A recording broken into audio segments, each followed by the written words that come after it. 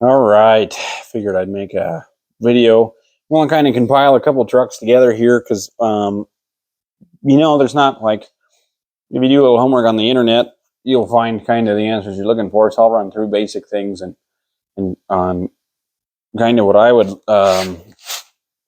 which ones I would, I guess, rather have more than the other, and just a little bit of information I know about them and the ones I've been around. So, but yeah, we're gonna go over the kind of the V10 Ford. We're going to talk only pre-2010 trucks here, newer than, let's say, like 95 kind of ish and to 2000. So if you were to buy a gas truck in that and you want to do some pulling and you want it to be somewhat reliable, I think we'll go. I'll kind of discuss those trucks and see. This one's fairly simple because most of those trucks that year were pretty reliable, but now we're going to get into why I would pick one over the other and different things like that. So anyways, yeah, it's Christmas Eve. I'm dinking around, cleaned out the range, got a little fire going, and I'll probably, I don't know, I guess I could probably go through it just sitting right here. Maybe I'll go over to my bench over there and set up the camera. But anyways, if we go through what I think, I should throw a log on here. If you were to want, I guess this would be probably more budget related, I guess. You're wanting to pull a camper. You don't want to spend, we'd cap this at 10 or 15,000 bucks. So you don't want to spend no more than 10 or 15,000. Even though there is some newer trucks that would fall into that, we're going to stay pre-2000s. You want pulling skid steer, camper, whatever. So in the big three of those years, Dodge's big gas puller was the, let me set this up. Let's see here. Mint.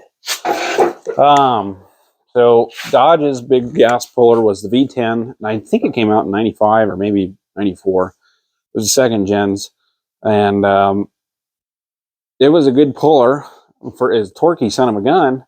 But that came out competing with the 12 valve, and that was the best light duty diesel engine to ever be built, right? So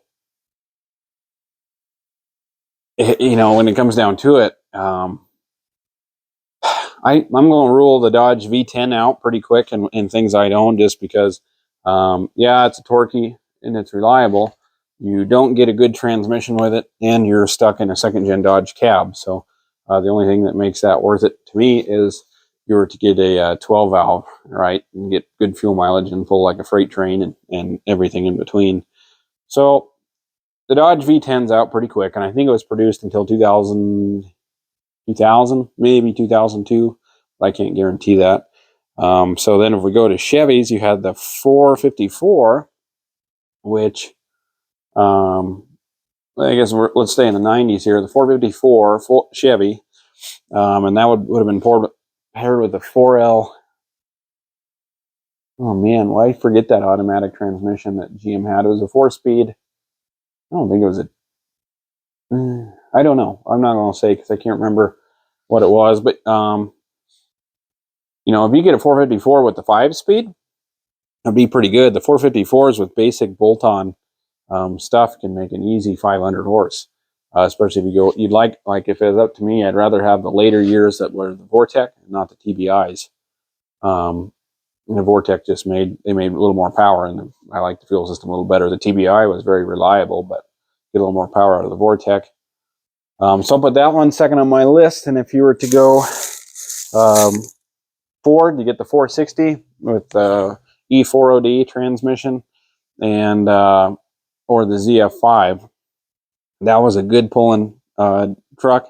None of these are great on fuel mileage by any means, and it's kind of what makes it tough is like if you were to be, those are produced, if you're going to put up with that 90s trucks kind of creature comfort and things like that, for especially now, 10,000 bucks will buy you a diesel in all those versions. So the Dodge, the Chevy, and the Ford.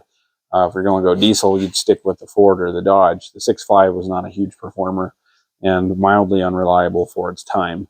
But the Power Stroke made good power, and they ran forever and didn't do much to them. And the 12 valve ran forever. You did nothing to them, and they lived long, happy lives. So But sticking with the gas engine, yeah, I'm gonna have to go Ford 460, Chevy 454, and then the Dodge V10. The Dodge V10 is kind of there's nothing about it really shines for me. But then we go newer than 2000s, and Ford ditches the 460, GM ditches the 454, and Dodge ditches the V10. And they go to Dodge went to the 5.7 Hemi. GM went to the 8.1, which is 500 and some inches, cubic inches, or 495, almost 500.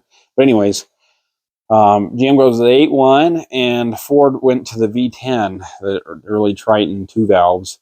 So we're going to kind of date this one 2000 to, let's say, 2008 and 8 or 10, I can't remember. But anyways, if I was to rank those, I'm going to put Dodge at the bottom again. The 5.7 was pretty good and pretty reliable engine. I have seen him drop valves a few times and do things like that. But the same thing as before, you're dealing with kind of a lower quality cab and just general build quality, and you're getting stuck with a much worse transmission in the Dodge.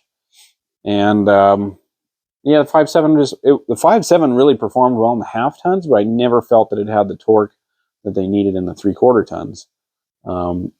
So in the half tons, it's a whole different deal. They're runners in half tons and things like that. But as far as pulling goes, yeah, just not that stoked about them. But if we go to see, there's kind of a break in the Fords. I would rank, if we're going 2000, let's say 2004, I think, or 3 or 4, before they went to the 3-valve Triton V10. I would put those in second place. And if you're staying pre-2003, I'll go 8. I'd like to have the 8.1 Chevy the most. It made lots of torque. It was paired with the Allison 1000 in the trucks. Not the Suburbans, though. You could get it in a Suburban or an Avalanche, but it came with the 4L60 or the 4L80, whichever 4-speed automatic came behind the 6.0. So, and then if we go 2004 or newer, I'd have to give it a little bit of a tie, because Ford went to the 3-valve in the V10, and they made good power and they were reliable. They're a little more rev happy, but were also paired with a 5R110, which is 10 times the transmission the 4R100 was and the E4OD. And that made them much more desirable to drive and a lot better in that towing scenario. But they were rare, and they're not rare, I guess. But when you go looking for a 3/4 ton, any of them, Chevy, Ford, or Dodge, in that mid 2000s range, I think the diesels, at least not in the non-commercial world, outsold the gas probably 5-1, because if we're talking mid 2000s, that was the prime, that was the peak of light duty diesel engines and pickups. You got good fuel mileage. Most of them ran pretty good, except for I've got a video about the early 5.9 common rails. I didn't like those much, but overall, if you compare them to the new diesels, they were cheap rebuilders, and parts were cheap and easy to work on. So it's kind of, it's a toss-up. You just don't see many V10s with the 5R110, and I've seen one King Ranch 2005 Ford with the V10. And the rest, there's tons of 6.0s out there. The 6.0 Power Stroke outsold Chevy and Dodge in the competing years 3-1 or 2-1. It was two Power Strokes for every Dodge and every Chevy turned out. So there's a ton of 6.0s out there. There's a ton of 5.9 common rails. And, same thing, the 8.1 was an awesome engine. Those are more common than the V10, late V10 Fords, in my opinion, in the light-duty diesels. But the same thing, you're competing with the best years of the Duramax. So it's like, well, which route do you go? Especially, but where the gassers are going to shine is all of your diesels, not all of them, but most of them, you get around 200,000, 250,000, which a lot of those older trucks are at now. You're going to be running into little things, pumps and injectors and water pumps and things like that. And as to where the gassers, if they were maintained, you're probably not going to do much. You might do water pump belts, hoses, things like that, but you can get one pretty well cleaned up and be comfortable to go down the road for less than $1,500. But if you were to go get a later model diesel now, or an earlier diesel. The injectors are getting a little tired. Things like that. You don't have to do, you might have to hit it with $3,000 or $4,000 to kind of bring them back to where they should be. So something to think about. But yeah, if I was to go, it's a pretty dead tie. If we're to go 2004 to like 2008, I think is when Chevy quit the 8.1. And same deal. Dodge had the 5.7. Not that stoked about it. Yeah, I'm going to put that one at a dead tie between the Ford V10. I don't know if I'd say dead tie. I guess I'd probably prefer the 8.1 just because I like the in-block, the pushrod V8 style that the 8.1 was.